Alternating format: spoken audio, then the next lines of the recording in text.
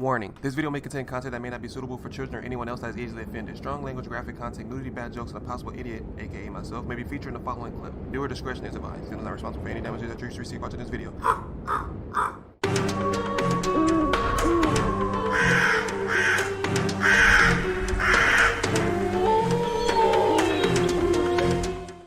Hey, what's up, y'all? It's Zems, and welcome back to another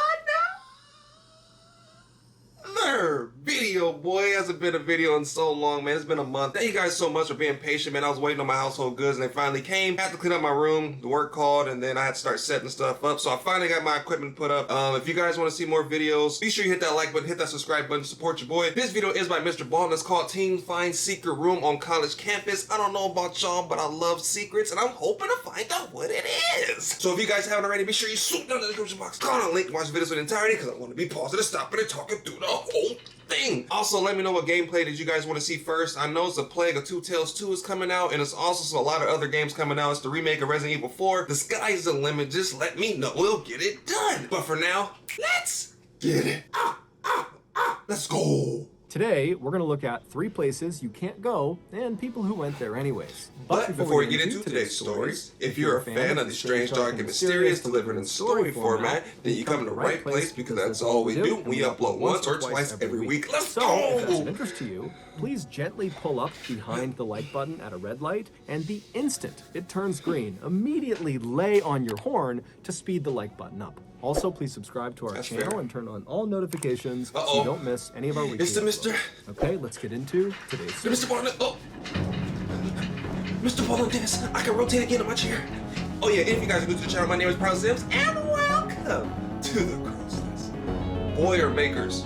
Or Boilermakers, sorry. At 7:20 p.m. on Friday, January 12th, 2007, 19-year-old college freshman Wade Steffi walked into Ford Dining Hall, which is one of 5 dining halls on Purdue University's campus. Purdue is a prestigious American university located in Indiana that is known for its excellent athletics and academics.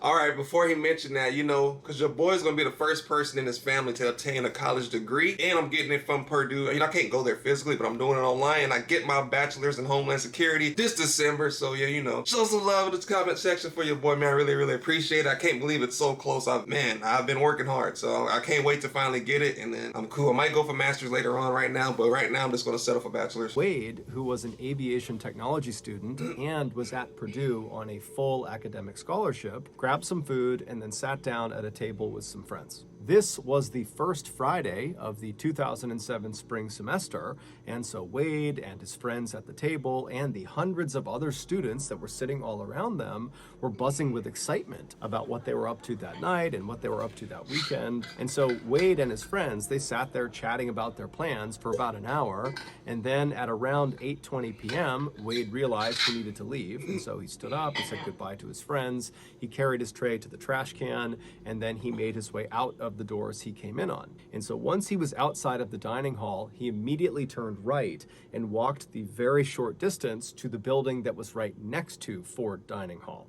And so that building was called Owen Hall, and it was a dormitory. Now, this was not Wade's dormitory. He actually lived in a different dorm called Cary Quad West, which was located on the other side of Ford Dining Hall. And so Wade goes inside of Owen Hall because he has some friends in there. And he makes his way to their room, and when he goes inside, he sees they're all kind of sitting around chatting and drinking some alcoholic drinks. And so Wade sits down and he has a couple of drinks and he just hangs out with his friends for If you guys drink alcohol, let me know down in the comment section what is your go-to drink when you go out and stuff like that. Let me know down in the comment section. I'm curious. And if you don't drink, just let me know what your favorite drink, non-alcoholic drink is. For about an hour. And so around 9:30 p.m., Wade and the other people he was with in this room, they left Owen Hall and they walked the half mile away from campus to the west to this huge party at a fraternity. And so Wade would stay at this fraternity for several hours until about midnight, at which point he pulled one of his friends aside and he told them that he just remembered he had left his jacket inside of Owen Hall, and so he wanted to go back and retrieve it. The dorms on Purdue's campus all lock at night, and so the only way you can get inside is if you live there and so you have a key, or if you know someone who lives there who will open the door for you. And so during his walk back to Owen Hall, Wade would make 6 phone calls in an attempt to get someone in Owen Hall to open the door for him. But 4 of his phone calls would just be the wrong number. And so the people that were picking up and he was asking to open the door, they didn't know what he was talking about, and so they hung up. But he did call 2 people that did live inside of Owen Hall. However, they didn't answer their phones. And so around 12:30 a.m., Wade arrived at Owen Hall. He put his phone back in his pocket, and he just walked up to the doors, which were locked, and he just started knocking. And eventually, a resident of Owen Hall who didn't know Wade, and Wade didn't know them, they heard the knocking and they came out to the door to see what was going on, and they looked through the glass and they saw Wade, and apparently they decided that Wade looked too intoxicated to let into the building, and so they refused him entry. And so Wade apparently stood there, he kept knocking for a little bit, but he eventually just kind of gave up, he turned around and he walked away. Fast forward a few days to Tuesday, January 16th, and Wade's roommate, who had actually been gone all the past weekend, he returned, and the first thing he noticed when he got back to his dorm was that Wade was not in the dorm. And so he called and texted Wade, but he didn't get a response. And so the roommate went out around the floor that they lived on to ask people if they had seen Wade, and no one had seen him since the previous Friday. And so starting to get pretty concerned, the roommate called Wade's family to see if maybe they knew what was going on with him, but his family had no idea. And so by the end of that day, the police had been contacted about Wade potentially being missing, and they in turn contacted Wade's cell phone provider, and they were able to determine that Wade's cell phone was still showing up somewhere on Purdue's campus.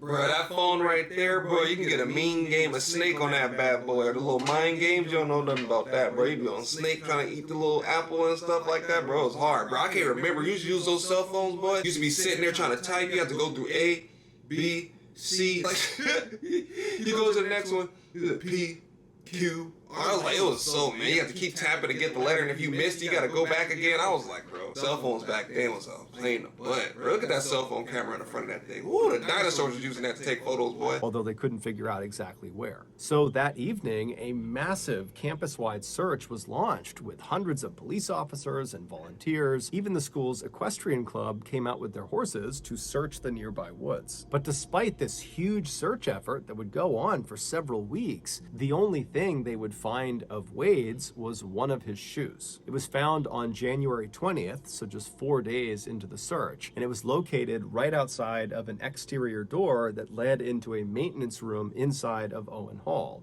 But when they searched this maintenance room, Wade wasn't in there. Finally, after nearly a month of searching, when they still had not found Wade, the official search was called off. On March 19th, roughly 2 months after Wade had been reported missing, a maintenance worker was downstairs in the laundry room of Owen Hall when they heard a strange popping sound. At first, the worker thought it was actually coming from one of the washers or dryers that was on, and maybe there's a loose coin or some piece of metal that was inside of the washer or dryer that's getting banged around inside, and that's making the sound. And so this worker began walking around the laundry room, kind of listening in to each of the washers and dryers that were on to see if they were making this sound. And so as he's doing this, he hears the popping sound again, but it's clearly not coming from any of the washers and dryers. In fact, it's not even coming from inside the laundry room. It's coming from somewhere out in the hall. Curious, he leaves the laundry room and he goes out into the hall, and as soon as he's standing in the hall, he hears the popping sound again. And this time it was obvious that it was coming from behind the closed door that was directly opposite the laundry room. So the worker pulled out his big set of keys, he opened the door that was directly in front of him, and he stepped inside. Moments later, he would make a big discovery. Based on that discovery and the investigation that would follow it, this is a reconstruction of what happened to Wade Steffi. In the early morning hours of January 13th, right after Wade had been denied entry into Owen Hall because the student who was in there who didn't know him thought he was too intoxicated, right after that happened, Wade left the front doors and made his way around to the left side of the building to look for another way inside. And when he got to the left side of the building, he found another door. Now, even though this door did not have a sign on it that said "keep out," it was fairly obvious that this door was not designed for students to use. There was a metal railing that lined the outside of this door, clearly to prevent pedestrians from getting to the door, and the door itself was actually not built at ground level. It basically was built at basement level. So you'd be standing at this railing looking down at the door. And down in front of the door was a slab of cement right out in front of it that gave the door enough clearance to be able to open.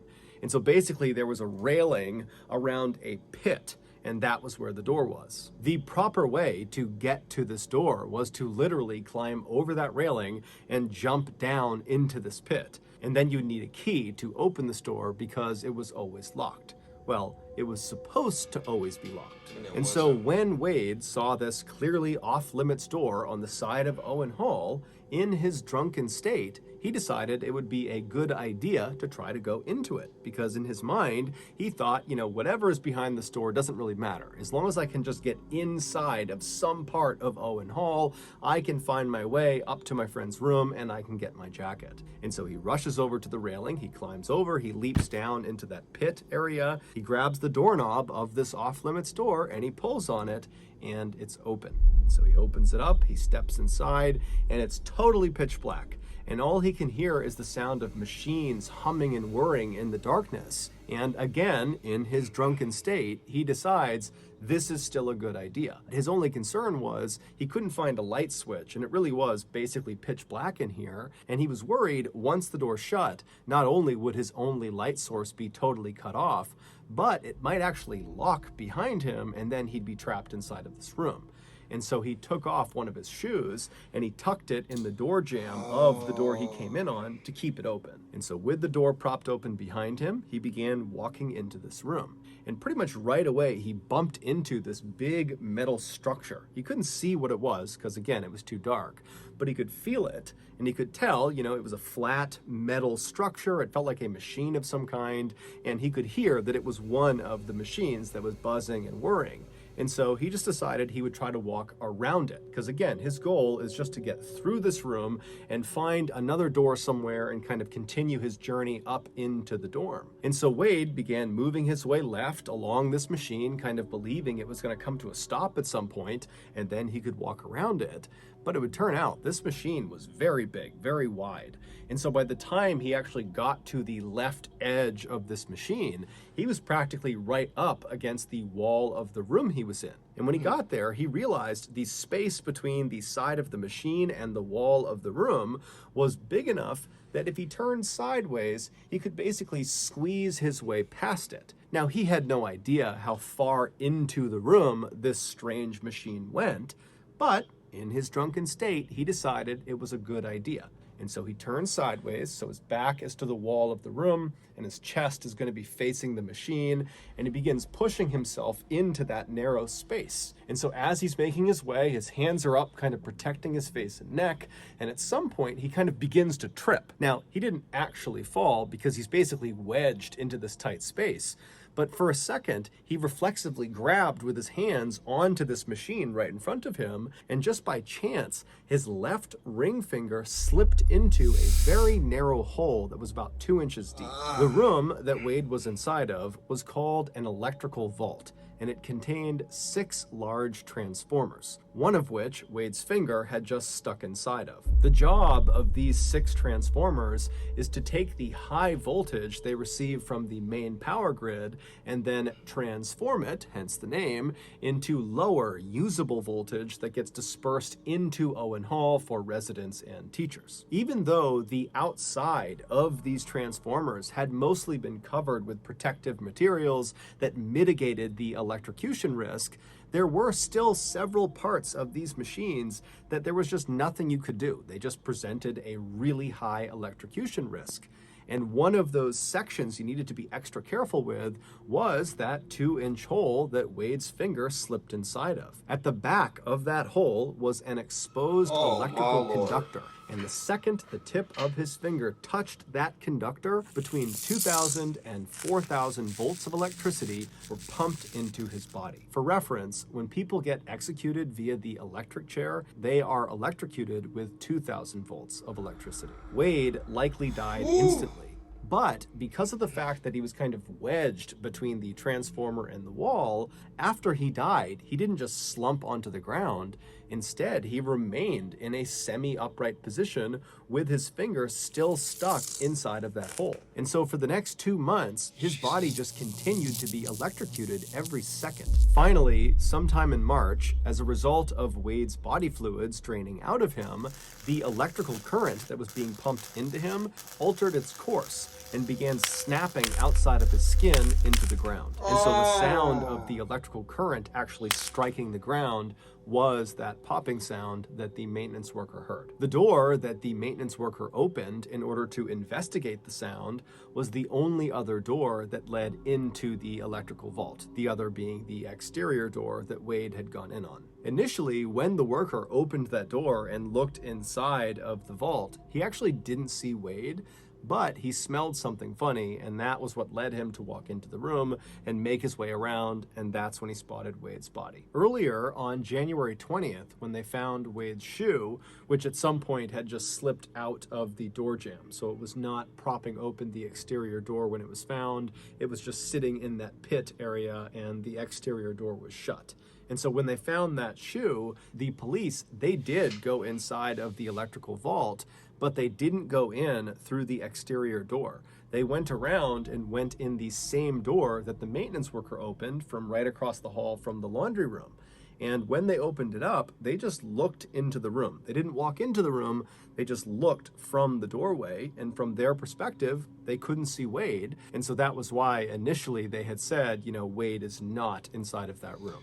I mean, of course he's not going to be inside the room if you didn't step in and look. What's the point of me having a search or conducting a search if you're not going to step in and look in the room? So how are we looking for him if you're not going to check everywhere, every crevice, every corner? Like, what is this? Every time we watch a video, bro, they always do something weird, or they don't do enough, or they do something, but they don't do it to full commitment. It's just like, if they would have found him, they would have found him a long time ago. This dude was getting he was sat there for 1 month getting electrocuted, bro, every single day, 24 hours in a day, bro. He was getting electrocuted for a whole month, and it just sucks because he died looking for his jacket, man. That's why I think it's very, very important, man. When you guys are going out with friends and stuff like that, man, you guys need to have a plan. You know, if somebody's going to be drinking and stuff, somebody has to make sure that person gets home. Somebody has to make sure that person doesn't do anything, because as Mr. Ballin said, man, you can drink and like, you would do things that you wouldn't do, you know, completely coherent or sober. Everything sounds like a good idea when you're drunk. Like, any person that's been drinking or done anything like that, they'll tell you, like, sometimes you make decisions that is not the smartest. Some people are able to be like, you know what, I had enough for tonight, I'm gonna go home. But some people be like, you know, I'm having so much fun. And then they're drinking, and then they realize, like, 4 or 5 drinks later that maybe they shouldn't drink that much, right? So yeah, just be on the lookout, man. It's unfortunate that he had to die in such a weird, you know, like, circumstance, but like, it just lets you know things can happen. That door could have been locked 300 days out of the year, and then that one time, you know, he just happened to find it unlocked on the night that he was, you know, drinking and being out with friends. And I can't even imagine what his family felt. I can't imagine what the custodian felt when seeing something like that. Just imagine just peeking around the corner to see what it is, and you just see a dead body that's been sitting there for a month. I'm pretty sure you'd have to seek therapy. Ultimately, because that exterior door to the electrical vault was supposed to be locked at all times, and clearly it was not, because that's how Wade got in, Purdue was found to be negligent, and so they agreed to pay Wade's family $500,000, and they also set up a scholarship in Wade's name. 500,000. That's not. I mean, money Before will never we get bring into your our son next back. story, I want to tell you about today's sponsor, BetterHelp. When I first sought out therapy to try to deal with some of my mental health issues, I remember feeling really nervous about that first interaction with the therapist. The idea of sitting in this room and pouring my heart out to this person I barely knew seemed really stressful and almost made me not want to go through with it. Now, I'm glad that I did go through with it because therapy has been an extremely important and positive thing in my life. It helps. But I wish there had just been an option to take a phone call with my therapist to kick off the relationship. Well, with BetterHelp, that is an option because BetterHelp is an online therapy platform that offers secure phone call sessions as well as video sessions, and they have a great chat feature that allows you to message your therapist at any time. So far, the people from our strange, dark, and mysterious community who have given BetterHelp a shot have been very pleased with their experience. BetterHelp is very easy to sign up for and use. You just fill out this questionnaire that helps assess your specific needs,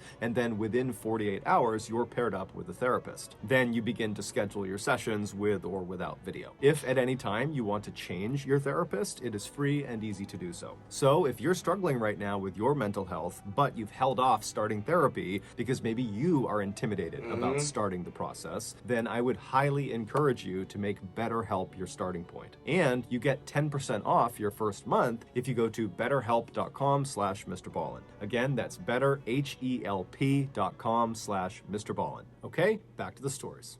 But again, like I told you guys before, I have been to, therapy and stuff like that. And there's nothing wrong with that. A lot of people are like, oh, I don't want people to look at me weird or think I'm insane or think I'm crazy. I feel like you're completely sane. If you're able to sit there and you realize you're not being yourself, or you don't feel like you once were, or you just feel like you're going down a dark hole, or just, everything just coming down on you at once, talk to somebody. Just make sure you talk to the right person, because some people may make you think like you're crazy. Some people may make you think like you're overthinking and stuff like that. And sometimes you're not, because everybody is different. And that's why I think him having a sponsor is a lot. I haven't seen nobody else with this sponsor, but then again, I don't really watch too many YouTube channels. But promoting mental health is really, really important, because even in the military, suicide is a huge, huge deal. I always tell people to seek help, even if I can't respond to you guys individually all the time because I'm in Japan and the hours are different, the time zones and whatnot. If you don't want to talk to somebody, you can always guys reach out to me. I'm always going to be here to be able to talk to you guys and offer up some of my advice. And sometimes my advice may not work, but try different things. Put it in your toolbox. Maybe one day it will work. But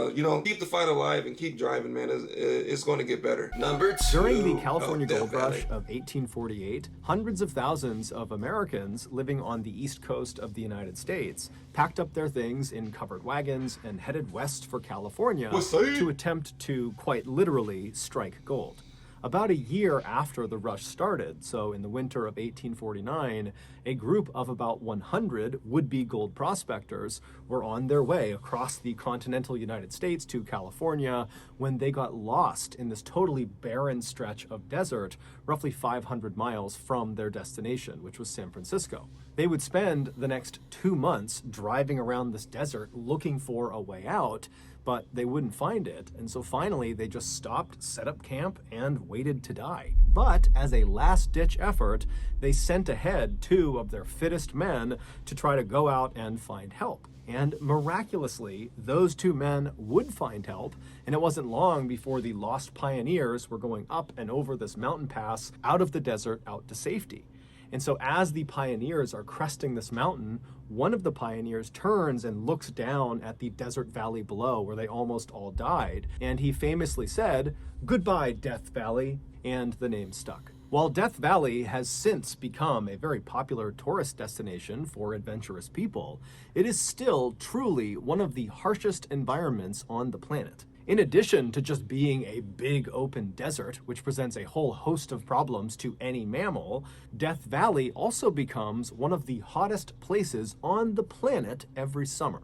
The temperatures soar to 120 degrees Fahrenheit and sometimes get as high as 136 degrees Fahrenheit. Oh, no. It's the kind of place where if you don't respect it, it will kill you. In 2005, a 35-year-old man named Robert Darmer, who lived in Los Angeles, California, decided he wanted to take a trip into Death Valley.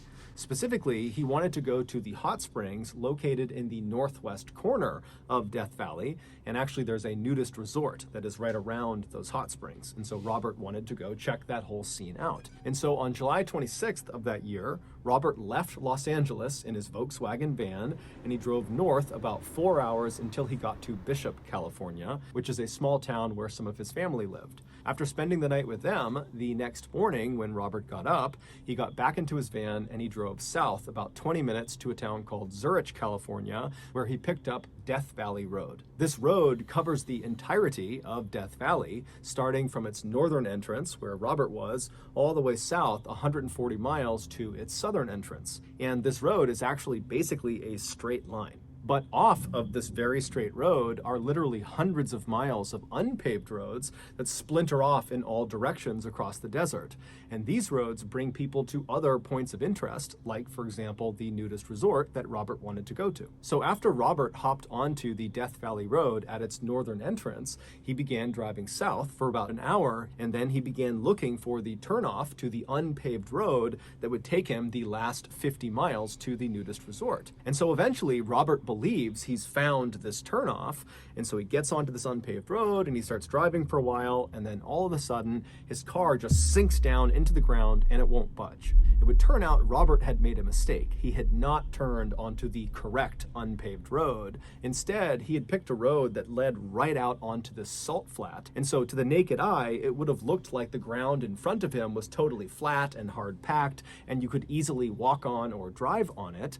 But in reality, the surface of the salt flat is very brittle, and underneath that brittle surface is this thick section of mud.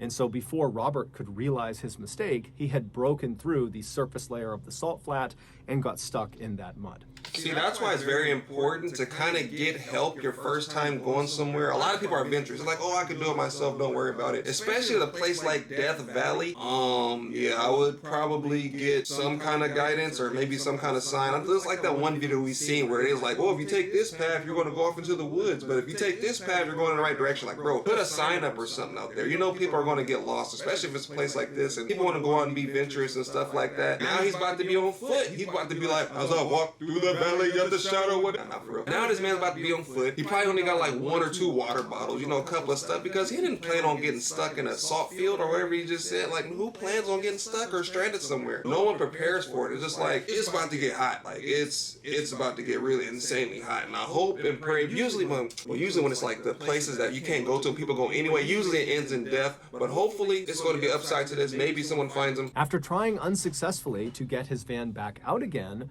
Robert realized he was in a really bad situation. His cell phone had no reception, so he couldn't contact anyone, and he was too far away to attempt to walk to the nearest civilization to try to get help.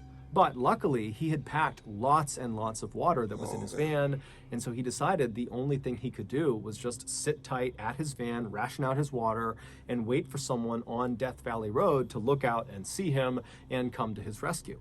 But after waiting for 6 days, no one saw him. And now his water supply was dwindling, and so Robert decided his only option was to abandon his van and make the walk to civilization. And so he packed up all the water he could, he threw it on his back, and he began to walk. And just like the lost pioneers of 1849, at the very last second, Robert was rescued. As he stumbled across the desert, his canteen empty, this group of teenage boys and a few adults who were part of this group called the League of Venturers were out in Death Valley doing search and rescue training. Wow. And so they literally turned onto the same road that Robert accidentally turned onto and then got stuck on. And so they came down and found Robert. And Robert, when he saw them, he was hysterical. He was crying tears of joy. He really believed he was going to die, probably that day. And so the League of Venturers, they take Robert into their van and they drive him 80 miles to the nearest ranger station. And as soon as Robert got out of the car, he dropped to his knees and he kissed the ground in appreciation. I mean, this guy really was that close to death. That evening, Robert would hitch a ride from the ranger station back to Bishop, California, and the next morning, Robert spoke with a local towing company, and they agreed to drive him out into Death Valley to locate his van and tow it back out again. But when they got out there and they found his van, the towing company saw that the van was not in good shape. It had 2 flat tires, and there were several other mechanical issues with it.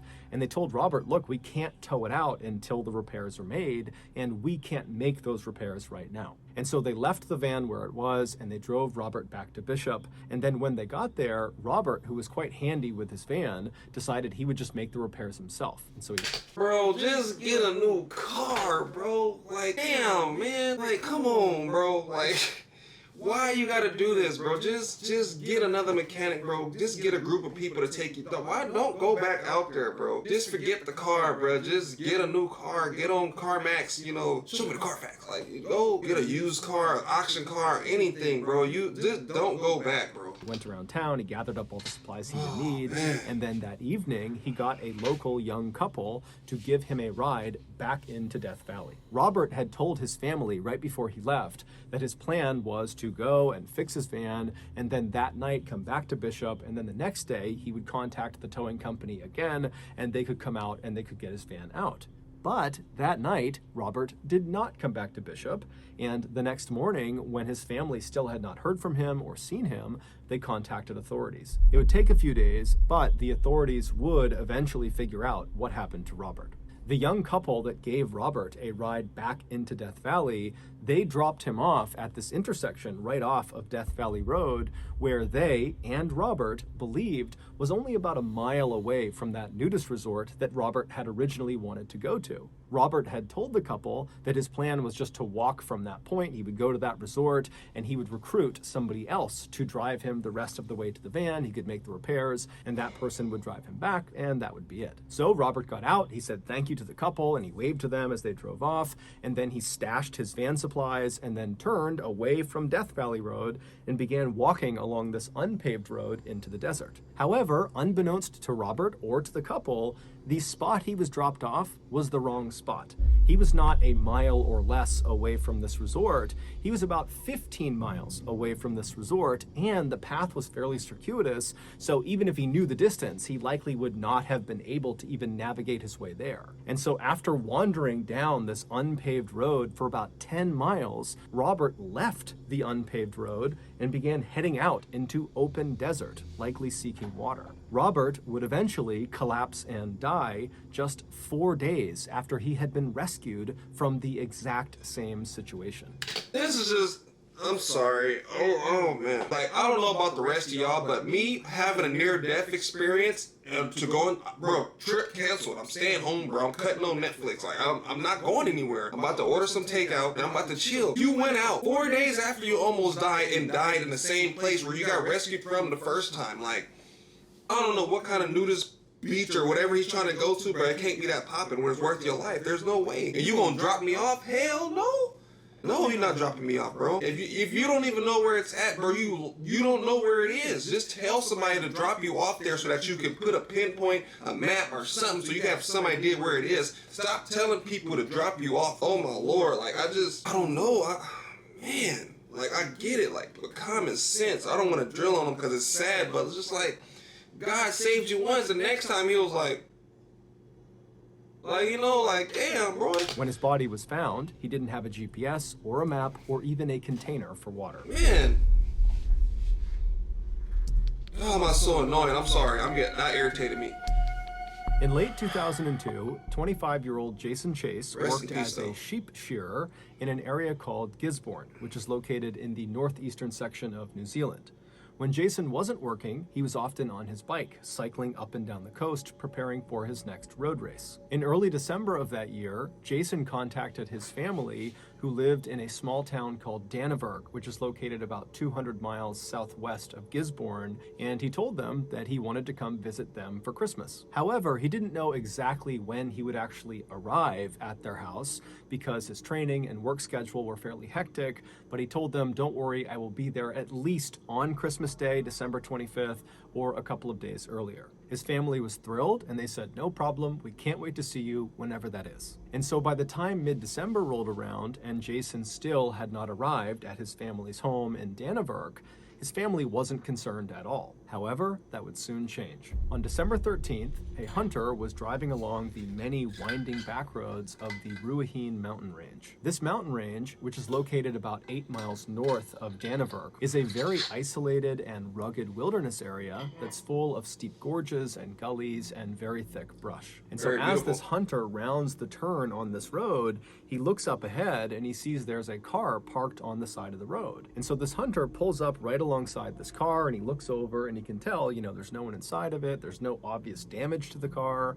And then the hunter began kind of scanning around the area to see if there was some obvious reason someone would stop right at that particular spot. But when he looked around, all he saw was thick trees on either side, and the mountain kind of sloped down on either side. And so there was nothing unique about the spot. And so something just kind of struck the hunter as odd about this car. It just seemed totally out of place. And so operating on a hunch, the hunter would leave the mountain range and head into Dannevirke, and he would contact police and he would tell them about this car and where it was Smart. located, because in the hunter's mind, maybe someone had been reported missing in the area and maybe this car is connected. And so after hearing about the car, the police did not know of any missing person cases that were connected to a car that matched the description the hunter had given. But just to be safe, the police hopped in their vehicles and they drove up into the Ruahine mountain range and they went to the spot the hunter described.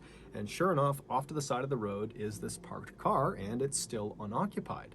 I think hunters are really cool because they can notice the smallest thing and tell you a lot of stuff about it. I really wish I could go hunting one day. If I'm ever around some place where any of my subscribers are hunters, feel free to take me along with you. I might not help you catch anything because I don't know how clumsy I will be. I don't know if I can go stealth mode or not because I get too excited. But that's crazy that he could just do something like that. But yeah, if you are a hunter, let me know what was your biggest, I don't know the little hunter slang. Is it game or prey, or I don't know what you guys call it. But let me know what you usually hunt and what you eat. I never tried deer or venison or whatever you want to call it. Never really tried rabbit or anything like that on the wilderness. So I'm curious to know what you guys like and what's your favorite, game or prize or catch or whatever you get, let me know down in the comment section. Update my knowledge. After inspecting the vehicle, the police came to the same conclusion the hunter did, that there was no obvious signs of damage to the car that might have forced someone to abandon it. And then when they looked in the window at the gas gauge, they saw the gauge was full. And so the police kind of wandered around the area, kind of doing an initial search to see if maybe the owner of this car was nearby. But, there was no one there. They're in this very isolated part of this wilderness area. And so the police just took down the license plate of the car and they went back to their station. And when they got there, they ran the license plate number, and it turned out the car belonged to Jason Chase. When Jason's family was contacted about, why is Jason's car up in the Ruahine Mountains, where's Jason? His family was pretty surprised. They explained to police that Jason had made plans to come visit them around Christmas time, and so they were expecting him to come this way. And the Ruahine mountain range, it is only 8 miles away from Dannevirke, so in theory, maybe he stopped there on the way to their house, but they told police that just didn't make any sense. So as a precaution, the police decided to launch a search for Jason. And unfortunately, despite hundreds of people on the ground searching the Ruahine mountain range and helicopters overhead flying all over the place, no trace of Jason was found. And so the official search was called off right before Christmas, but Jason's family and friends, they continued to look for him. And on January 3rd, they would find him. One of the family friends who had agreed to continue looking for Jason after the official search had shut down was a farmer who owned a plane. And on January 3rd, as he did one of his passes over the foothills of the Ruahine mountain range, he looked down and he saw this bright red thing that looked totally out of place. And the pilot couldn't tell what it was, and so he took note of its location, and then when he landed, he passed those coordinates off to the ground team. And so the ground team, they made their way over to this location, which was quite far away from where Jason's car had been. And after making their way through some very thick brush and some very steep sections, they eventually walked out to this big open clearing. It was a dry riverbed, and right in front of them, in the middle of it, was the bright red thing. It was Jason's shirt, and Jason was still wearing it. He was found lying on his left side with his legs stretched out. He had on his bright red rugby t-shirt, some khaki shorts on, and he had no shoes or socks on. According to the searchers who first saw Jason in this dry creek bed, they would say the scene was very peaceful and it almost looked like Jason had lied down to fall asleep. But Jason was not sleeping, he was dead. Jason had no visible injuries, and there was no sign of a struggle in the area. In fact, it didn't even look like Jason had been in the wild for very long because his clothes were pristine, and despite being barefoot, his feet were in great condition. Despite a lengthy search around the area where his body was discovered, his shoes and socks would not be recovered. The only thing they found in the area was a water bottle that belonged to Jason. Adding to the mystery of what happened to Jason were the results of his autopsy. The pathologist was unable to find any injuries. Jason also seemed well nourished because he had food in his stomach, and he was hydrated because there was urine in his bladder. His toxicology report also came back negative for all drugs, medications, and a range of common poisons. The only odd thing the pathologist found during the autopsy was that Jason had 2 very small ulcers in his duodenum, which is the first part of the small intestine. According to this pathologist, these type of ulcers only appear from acute stress moments before death. However, these ulcers don't indicate what caused the stress. Typically, things like severe injury or septicemia, which is blood poisoning, will cause these stress ulcers. But Jason had neither of those. So at the end of the autopsy, the pathologist concluded that Jason had not been the victim of a homicide, he had not committed suicide, he had died from, quote, obscure natural causes. Interestingly though, the pathologist was able to determine with some certainty that Jason died on or around December 30th. Which means he was alive for the entirety of the official search for him, as well as the bulk of that private search conducted by friends and family. After the autopsy results came out, Jason's case was closed, and his family, despite having lots of unanswered questions, was forced to just move on. 15 years later, the same pathologist that had conducted Jason's autopsy was talking to a colleague about Jason's case. And as he was describing where Jason was found, the colleague suddenly stopped the pathologist and said, "Wait a minute, I think I know what happened to him." And it would turn out he did. The following is a reconstruction of what happened to Jason Chase. On December 13th, 2002, Jason left his home in Gisborne and began heading south towards Dannevirke, where his family lived. But before he got to his family's home, he took a detour up into the Ruahine mountain range, where he eventually parked his car on the side of the road. Once his car was stopped, he got out and collected his backpack and sleeping bag. Those were 2 items that were never discovered during the search or after his body was found, but it was later determined they were missing from his vehicle. And so after he has his pack and his sleeping bag, he also grabs a water bottle, and then he leaves the main road and begins walking into the woods, making his way down the mountain. He eventually would find a spot on the side of the mountain that he liked, and so he set up a campsite. What happens next is very confusing because we don't actually know why Jason actually went camping in the first place or when he intended to leave. But we can make one assumption. Whatever he was doing in the mountains, he planned on wrapping it up in time to still get to his family's house in Dannevirke on or before Christmas Day, December 25th. So from December 13th, when he first got out of his car and entered the wilderness, until December 25th, it's believed Jason was, by choice, out in the wilderness of the Ruahine mountain range. And so as this huge search is launched for him in the area he is in, it's entirely possible that he either did not see any of the searchers. This is a very rugged and heavily forested area, and so that's not totally outlandish. Or 2, even if he did see the searchers, he may not have recognized that they were looking for him, because remember, during that time frame, he didn't think he was in danger. He was out in the wilderness camping by choice. But sometime around December 25th, or maybe a couple of days before, when he needed to leave and go back to Dannevirke to see his family, after packing up his stuff, for whatever reason, he could not get back up to the road where his car was. Either there was some sort of physical boundary, or maybe he got lost. But either way, instead of going back up the mountain, we know Jason actually turned and began going down the mountain, away from the road and away from his car. It's believed Jason actually just decided he would hike his way out of the mountains. He was in great shape, very healthy guy, and he probably figured he could just hike the 8 miles to Dannevirke, and then he could have someone drive him back up and retrieve his car at a later date. But on or around December 30th, Jason was still out in the mountains. And at this point, he had abandoned his backpack and his sleeping bag and had most likely removed his shoes and socks for reasons we don't know. But he had managed to get much closer to Dannevirke. He just had to navigate a few more steep sections and then he'd be home free. And so on or around December 30th, Jason began slowly making his way down the mountainside until he reached a decision point. He found himself standing at the top of two very steep gullies that both would bring him down to a dry stretch of riverbed, and so either option worked. It just became a matter of which one is safer. And so after making his assessment about which gully he should take, he made his choice and he made his way down and he reached the dry riverbed. And it was at this point that Jason would have begun to feel a pain in his stomach. And that pain would have gotten worse and worse and worse to the point where Jason likely sat down on this dry riverbed, kind of waiting for the pain to subside, but it wouldn't. It would only intensify.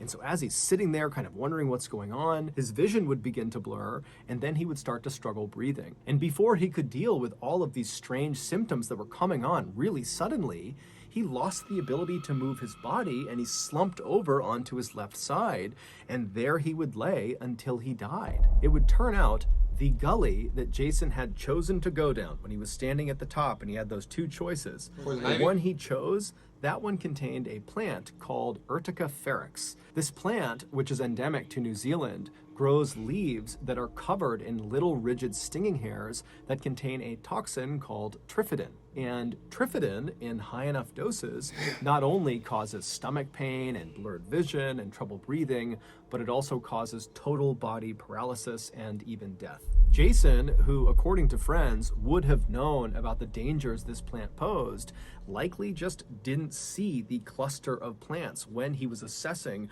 which gully to go down. And so it wasn't until he was partway down the gully and was in these plants that he realized his mistake. But when he turned to go back up, it was just too steep. And so he was forced to trudge through these toxic plants. And because he was wearing shorts, his lower legs were exposed and they were stung repeatedly. And so he was dealt a lethal dose. The reason the pathologist was not able to identify this as Jason's cause of death is because the stingers on those plants, they don't leave any marks on the human body. And its poison, trifidin, is so rare that when they sent out that toxicology report, they didn't include it. They did not test for trifidin. And so it wasn't until 15 years later when the pathologist's colleague heard that Jason had been found in the Ruahine Mountains that the colleague said, wait a minute, have you checked for trifidin? Because he knew the Ruahine Mountains were home to clusters of that toxic plant. And so sure enough, they went back to where Jason's body had been found, and lining the gully that he had come down were dozens and dozens of those plants. Well, that's unfortunate. This was just like a freak accident. Like, he was just trying to go home and see family. Obviously, he made a detour. I'll tell you guys all the time, I don't take shortcuts, but hey, to each his own. But he did that. He got a sleeping bag and stuff. He was trying to like probably walk around and enjoy nature a little bit before he went to go see his family. It sucks that he had to go that way because I thought like, oh, you know me, I always say aliens or chupacabra. I always talk about supernatural, but good thing they didn't because I would have ended this video and been like, oh, it was this and that and all this and the third. Just imagine like you just laying there like you don't even know what's going on. Maybe he did, but the fact that it doesn't leave any marks, you know, like thorns or something like that, you know, you leave like a cut or you get bit by something, it leaves a bump. But the fact that these things poke you, but they don't leave any marks on the skin is like terrifying. Like that's why I love to go camping. I love nature and stuff like that. But I don't touch plants. I don't rub against the plants because you just like the plants that look like these. They're like really pretty. You're like, oh wow, I want to get close to it. And those be like the most dangerous, you know, plants and stuff like that. So I kind of steer clear of that. But rest in peace to him and condolences to his family because that, man, that's free. 8 miles away, man. So